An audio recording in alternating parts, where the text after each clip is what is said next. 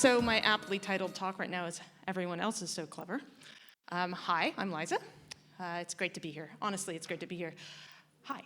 So today I'm going to talk about places and perspectives and changes because this year, at least for me, has been full of a lot of that.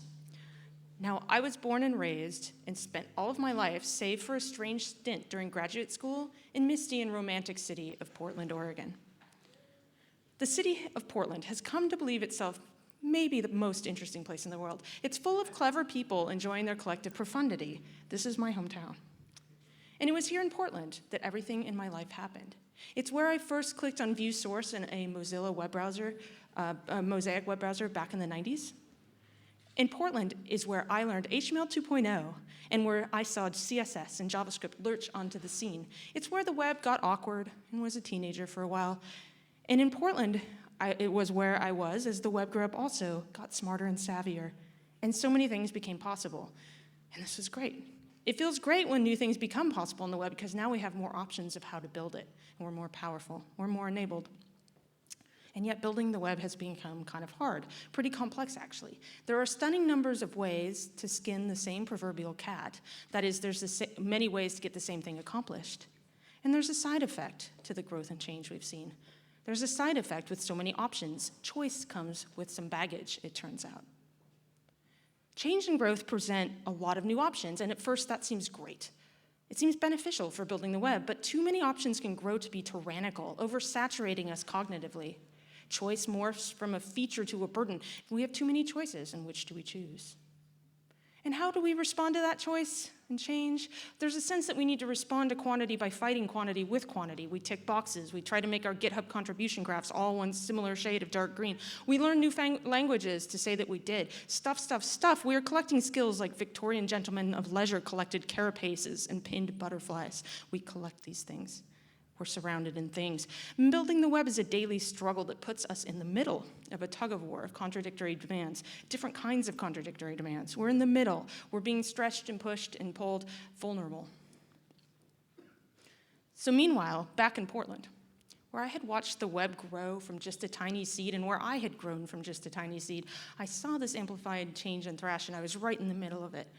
And despite having navigated the realm of the web for decades, I felt lost, naive, overwhelmed, and unsure. And yet, when I looked around me, everyone else seemed to be doing very well. Other people were thriving in this chaos, doing brilliant things constantly. So how do they do that? What is their secret? Why is it that everyone else seems so clever? Change, choice, and churn. I've talked and written and obsessed about some of this before. It's a challenge to feel healthy, happy, and satisfied as a generalist building the web. So yes, as I said, choice can be tyrannical. Too much choice and you get overwhelmed and it feels kind of awful. It's unpleasant.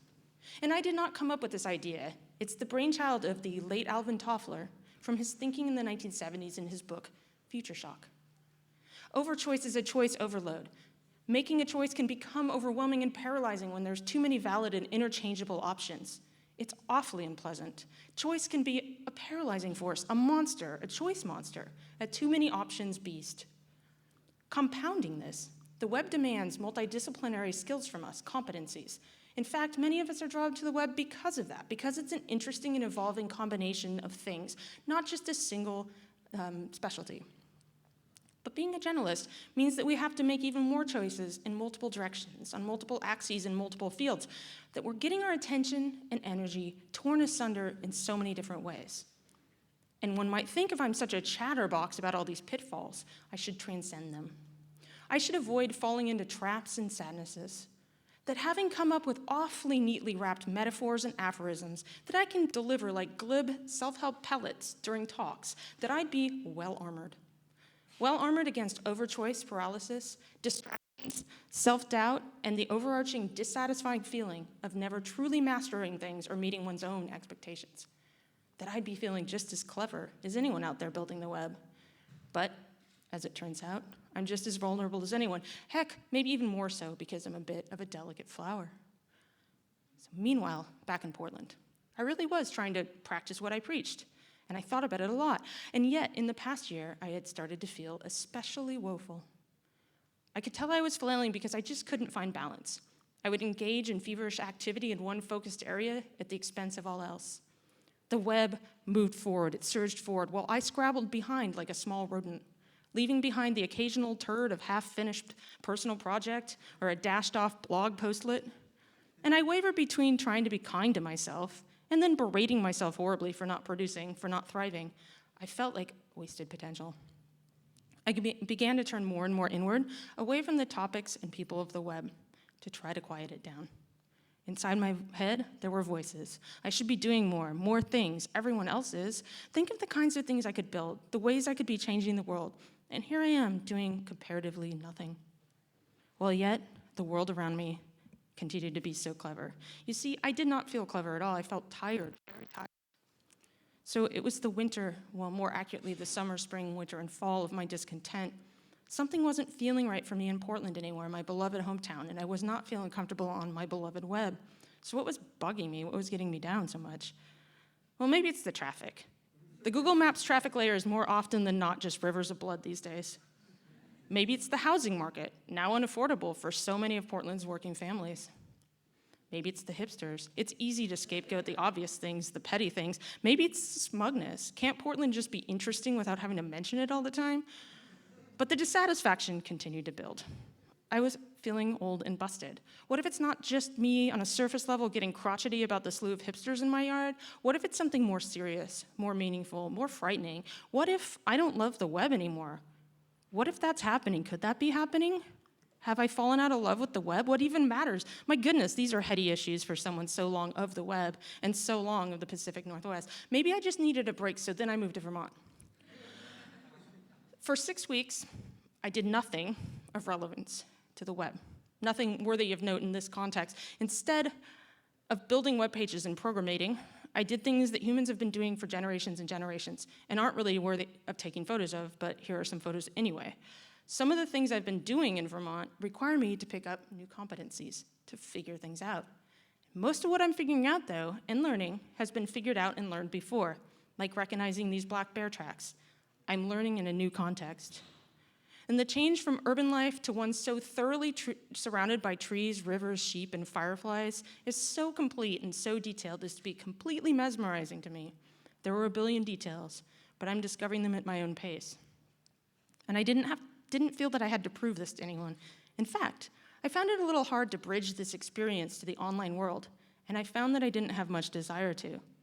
Instead, I curled further into the new community around me of real humans and went to a barn dance and adjusted our solar array. Now, when I leapt into the 6-week gap, it was not meant as retirement. I envisioned it as a psychic sandblasting and believed that I would come out the other side pure, clean, and refined, ready to start new things and be the web developer I was always trying to be. Well, on my first few days back in the fray in my new and honestly exciting new position, I felt trepidation along with my giddiness.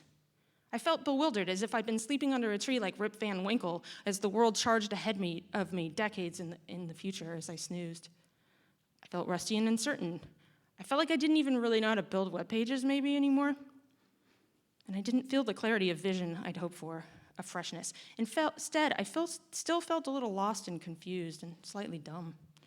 My Feedly feeds were full of cobwebs. On Twitter, I was just crickets. I felt like I had an entire discipline to relearn immediately.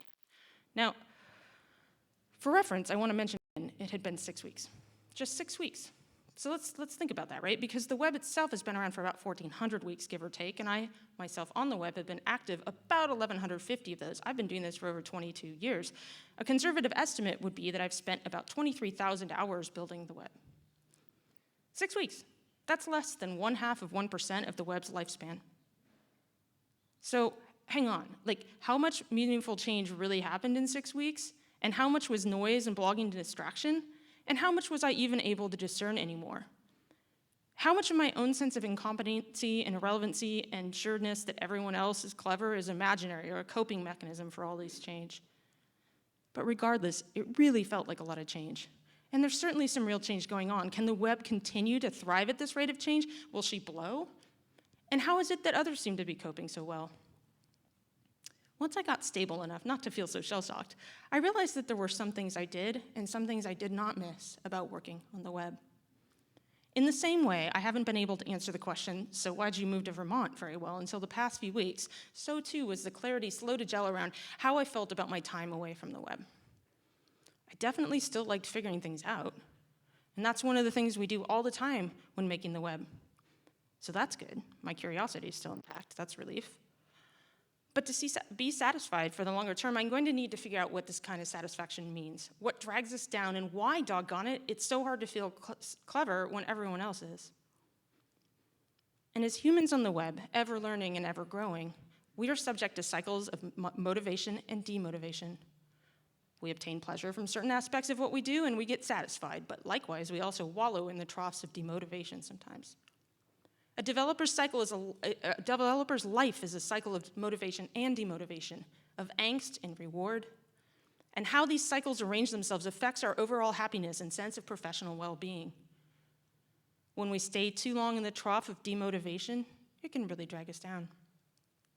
Instead, we need to somehow make sure that we're more well-balanced in our ups and downs, constraining downtimes and giving ourselves good uptimes so that we have a nicer balance. And you might be thinking a little bit like, cry me a river, you're awfully sensitive, and work is, after all, work. It's not fun and games. My individual flame out eventually probably means nothing in the scheme of things, really, of the web. But it's a problem if a whole lot of us are feeling this way a little bit. If a whole lot of us are trucking towards burnout, flailing more than cheering, if we're all miserable and we all feel hopeless or dumb, the web could be at risk. I mean, I'm not going to say the web is dead or that it's about to die. That's not where I'm at, and people like to say it. But the web is always kind of at risk for something or other, really. But the web tends to self-correct, to heal when things get slightly misshapen. It's an organism that tends to bounce back. Yet, the web is built by people. It's a people's creation. And if more of us start feeling like it's a soul-sucked ability, if we vacate in droves, if the feeling takes over and grows like a cancer, then we have a real problem. The web is potentially at risk because smart people who build it are at risk of sadness, of anger, rage quitting. I don't want us all to rage quit the web.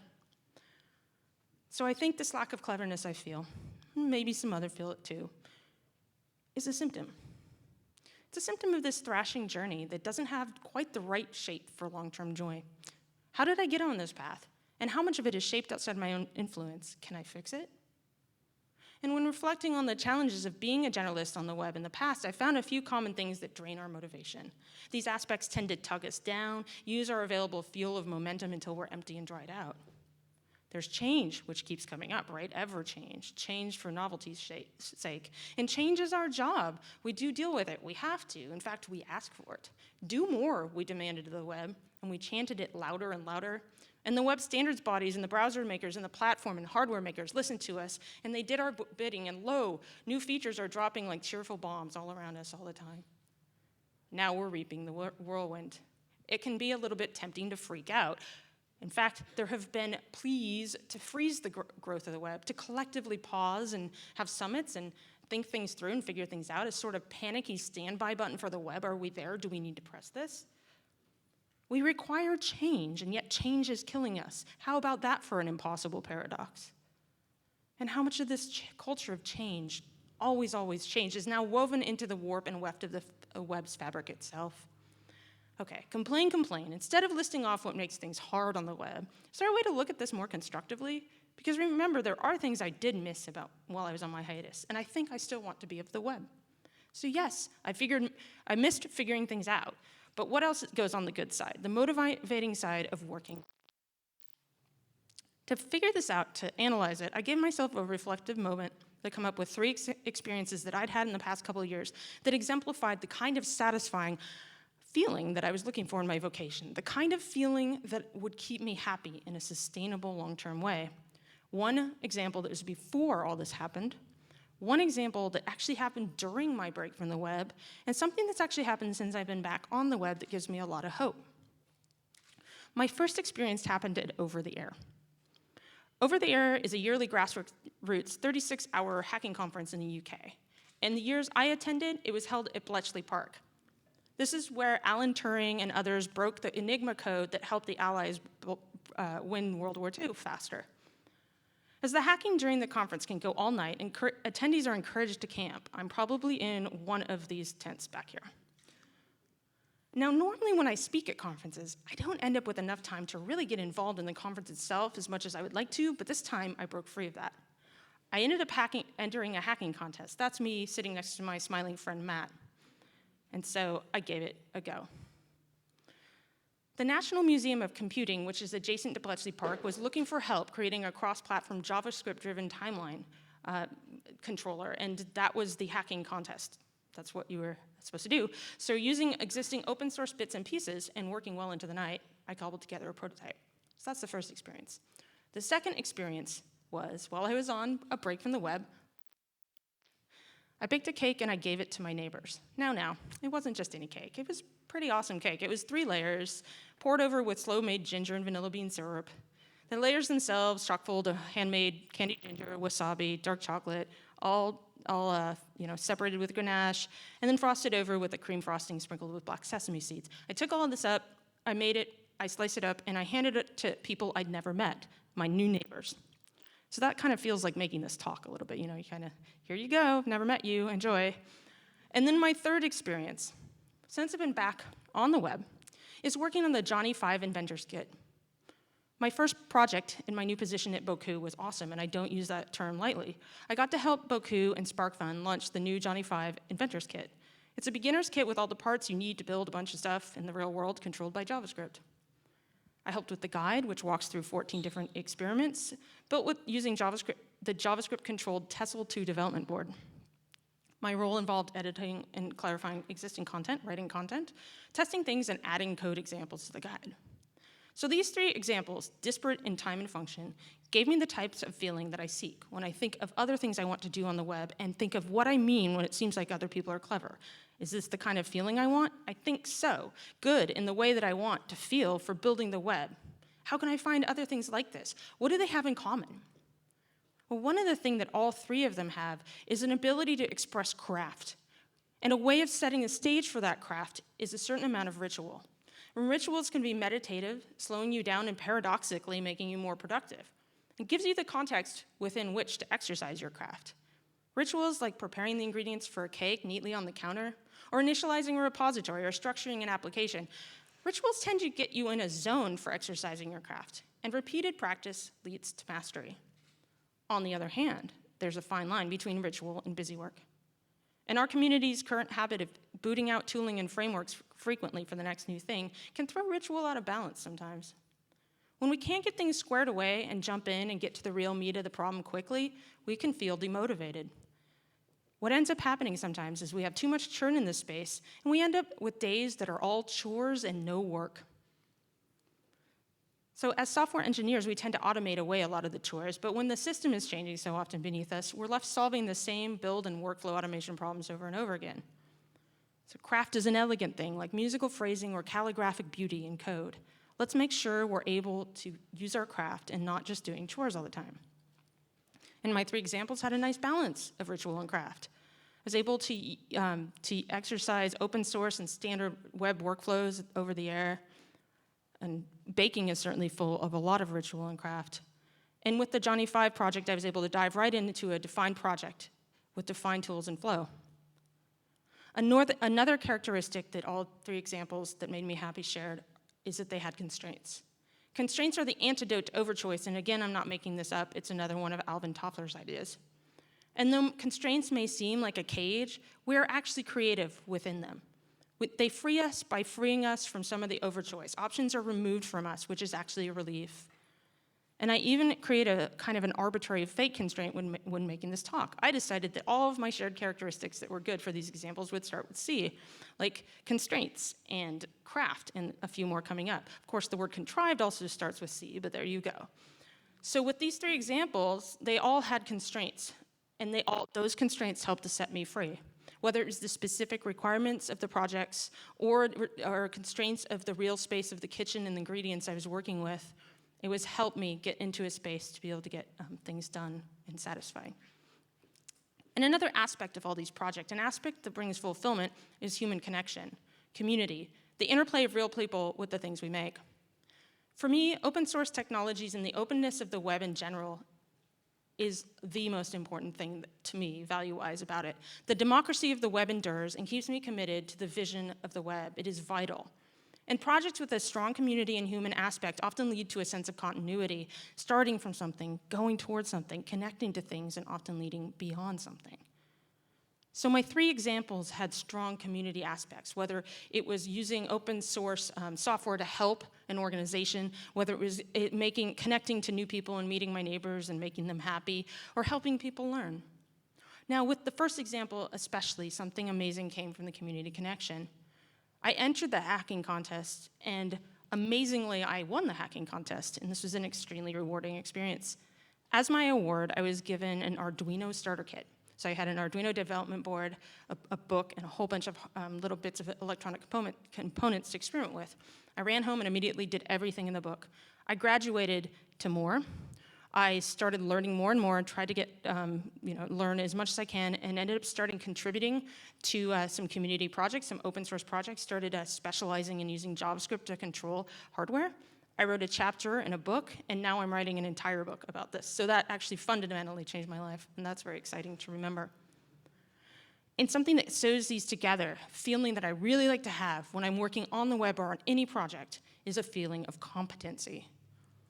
When I worked into the night and over the air on the hacking contest, and when I delivered my result, I felt competent and challenged at the same time. It was a condensed sensation of leveling up, on building on things I already had within me. And likewise, when I baked the I drew on prior experiences of baking this cake, but adapted it for the constraints I was within, confident and challenged at the same time. And more recently, working with my colleagues at Bloq, I felt good about what I brought to the Johnny 5 Inventor Kit project.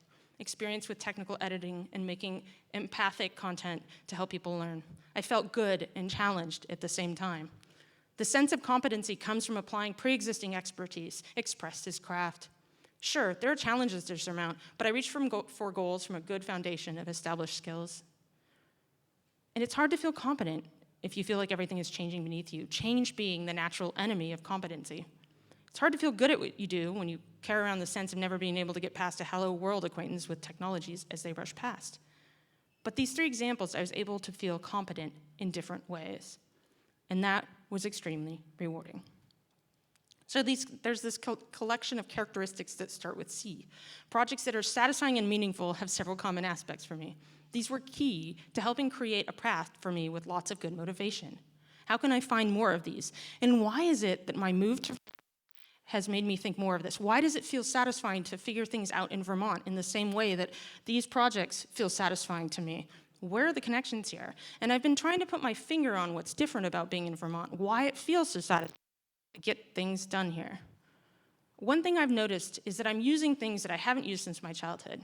Egg timers, number 2 pencils. I'm writing phone numbers down on notepads next to real telephones. I first tried describing this sensation as going back in time. And we do, for example, right now, it's like we live in the past. You know, we've got sheep on our yard right now in our land. We're borrowing them from our neighbors. They're not really ours, but our house came furnished, and it's full of antiques, and the house itself is over 200 years old in parts. And neighbors drop by with coffee cake. It's that kind of lifestyle. But describing it as going back in time is not quite accurate either. I mean, Vermonters are not Luddites or provincials stuck in a time warp arbitrarily. And in fact, the fiber internet I have in my town is the fastest, I believe, available in the country. I get about 600 to 800 megabit consistently. And the same neighbor with the sheep is talking about getting drones to help with shepherding. They already have a bunch of Nest drop cams they use to monitor their lambs. We have various quite modern ways among our neighbors of generating electricity and energy. So it's not that Vermont is a snapshot back in time, it's that it's timeless. So people who live and work here pick and choose from what works, keeping the good stuff and adopting things when they prove their use. Now, most people here drive their cars and trucks until they don't work anymore. Switching out harnesses or fences would be expensive, so it doesn't happen until it pencils out. It's also much more effort to get rid of things. There's no trash service, and while going to the recycling center is entertaining in its own way, it's time-consuming, and you have to do your own sorting, so you're very aware of what you're getting rid of.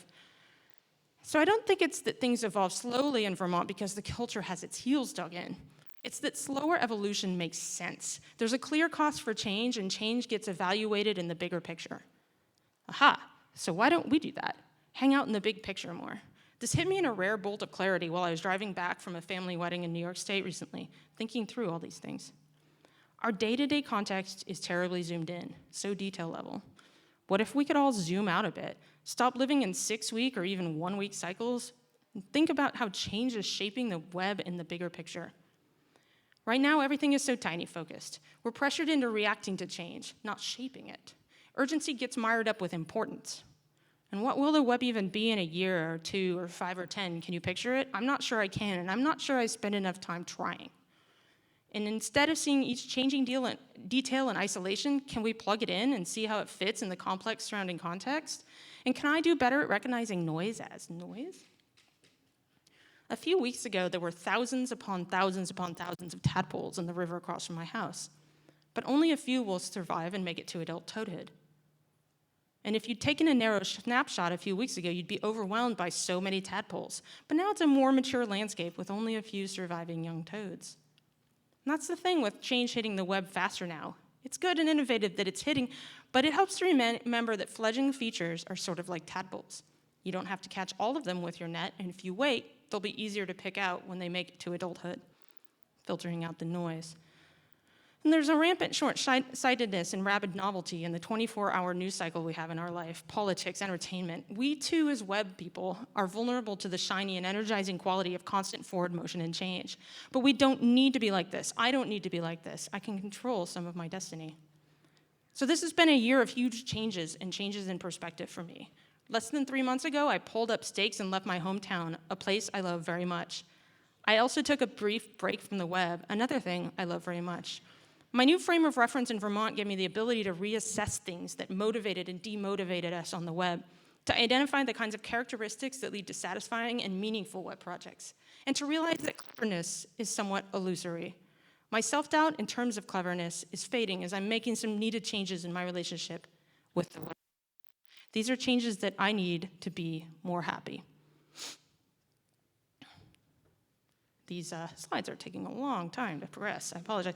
So I should be more extemporaneous with my scripting. But this is actually me walking down the street in Portland, taking pictures from underneath myself right before I moved away.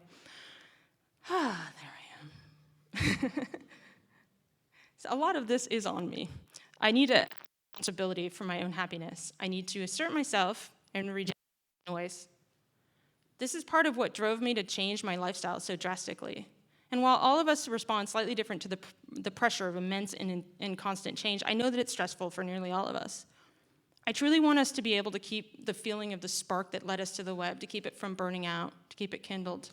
And while I do think that the chatter of change will continue churning, I do feel like zooming out and seeing change in the bigger picture might help us collectively calm down a bit, as well as honing in on the characteristics that do lead to satisfaction.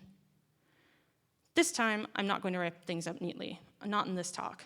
I'm not going to say everything's resolved and great. I mean, things are messy and things are complicated, but I will leave with a promise. And that's that I'm going to keep trying to make the web better, not just for myself, but for everyone building it and using it. It was okay to take a break, but it's time to be back, and I'm ready to be back. So I'm going to enjoy my strange and magical house in the woods. I will chop firewood this winter, and I'll continue to build the web at the edge of technology. This is a compatible mix. I just might be a bit choosier about what gets my attention, because I do care about the web and I do care about us. I want us all to be happy, and maybe if we're lucky, we'll get a chance to feel a bit more clever. Thank you.